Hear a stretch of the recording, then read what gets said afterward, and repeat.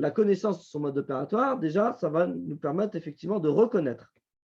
C'est une forme de reconnaissance intrinsèque, avant que ce soit reconnu par les autres, que chacun d'entre nous reconnaisse le rôle, la fonction, la place dans laquelle il est légitime. Et il est légitime parce que la légitimité vient du vécu. C'est ce que tout à l'heure, de Karima parlait de l'enfant ou bien de ce qui a été vécu dans l'enfance. Notre légitimité ne vient pas de nos diplômes. Les diplômes sont là pour, je dirais, probablement légitimer ce que la société a normé, ce que la société a légiféré. Le diplôme nous rend légitimes dans ce cadre-là. Par contre, ce qui nous rend légitimes d'un point de vue, je dirais, existentiel, ce ne sont pas les diplômes. C'est notre propre vécu. C'est que chacun d'entre nous, lorsqu'il a été enfant, il a dû faire face à un environnement, à un contexte qui, par moments, était source de bonheur, source de joie, source de gaieté, source de fluidité, et qui, par moments, était source de difficultés, d'entraves, de douleurs, de souffrances, de malheur. Et le mode opératoire de chacun d'entre nous, il se construit effectivement dans l'interaction de l'enfant avec ces événements heureux et surtout ces événements malheureux. Donc, le mode opératoire, on pourrait dire qu'il se construit dans la résilience de l'enfant, dans son interaction avec effectivement son environnement, je dirais, proximal, et puis tous les environnements auxquels il doit faire face et toutes les situations auxquelles il doit faire face. Et c'est parce que effectivement nous avons réussi à dépasser les difficultés auxquelles on a dû faire face enfant que nous sommes légitimes à accompagner, à aider, à soutenir des personnes qui traversent ou qui font face à des difficultés, à des épreuves, à une forme d'adversité qui est similaire à celle vis-à-vis de laquelle j'ai dû faire face seul en tant qu'enfant. Et c'est ce qui me rend légitime. Et ça, on le voit en fait, on le voit très fortement lorsque on se présente, non pas avec des diplômes, mais on se présente avec notre parcours de vie, notre histoire de vie. Toutes les personnes, en réalité, qui ont besoin de nous, se reconnaissent immédiatement. Parce que, dans la manière dont on va formuler les choses, il va y avoir une forme de résonance avec la difficulté à laquelle la personne doit faire face. Donc, prends ta place dans le monde, c'est effectivement number one, premièrement, être dans une forme de reconnaissance de sa fonction, de son excellence, de son mode opératoire, qui s'est construit effectivement dans l'enfance et qui me rend légitime lorsqu'effectivement je dois assumer. Parce que dans la prescription de tâches, il y a quand même un non-dit. C'est que il est venu maintenant le temps d'assumer sa responsabilité dans sa fonction, dans sa mission, je dirais, dans sa place. Ensuite, ce n'est pas suffisant en fait de reconnaître, je dirais, son excellence, son mode opératoire ou sa place dans laquelle ou sa fonction dans laquelle nous sommes légitimes. Il se peut qu'effectivement, la reconnaissance intellectuelle de sa juste place dans le monde soit suivie par une forme d'imposture. C'est-à-dire qu'il y a un nouveau phénomène que j'ai identifié, c'est ce que j'appelle la justification de son imposture par son excellence, par, je dirais, ce qui nous caractérise, par sa singularité, par son mode opératoire. Donc, du coup, l'étape numéro 1 de reconnaissance de son excellence n'est pas suffisante, mais elle est nécessaire. Elle est vraiment nécessaire. Et pourquoi elle est nécessaire?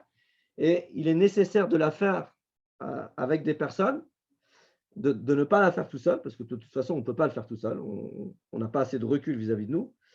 Parce qu'il y a quelque chose qu'on appelle l'identité narrative. Et l'identité narrative, pour faire assez simple pour ce soir, c'est quoi? C'est l'histoire qu'on se raconte de nous-mêmes, à propos de nous, pour garder une forme de cohérence identitaire. C'est le roman national de chacun, que l'on écrit tous les jours, et qui nous permet effectivement de garder une forme de cohérence Et heureusement que cette identité narrative existe, parce que du coup, sinon, on ne serait même pas là ce soir pour en parler. Donc, l'identité narrative, elle a une fonction positive.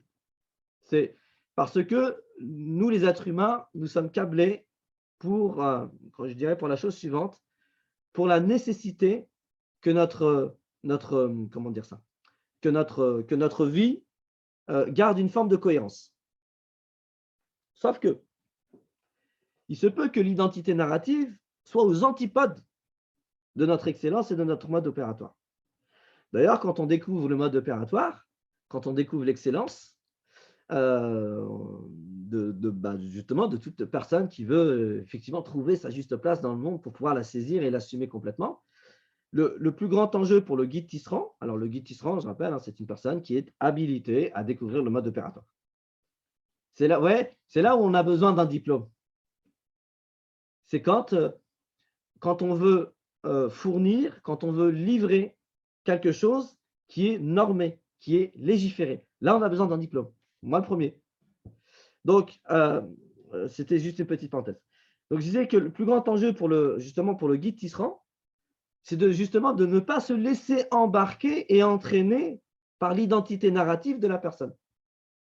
Donc, c'est de remettre le stagiaire qui veut découvrir son excellence dans ce qu'on peut appeler une posture de parole incarnée, c'est-à-dire de la remettre dans un contexte vécu et avec un certain nombre, bien sûr, de savoir-faire techniques que l'on a. On n'a pas un chapeau de magicien et puis on dit, bon, toi, ton excellence, c'est l'art c'est l'art de révéler l'essence de la connaissance ou c'est l'art de bonifier dans l'objectif de restaurer l'harmonie, etc.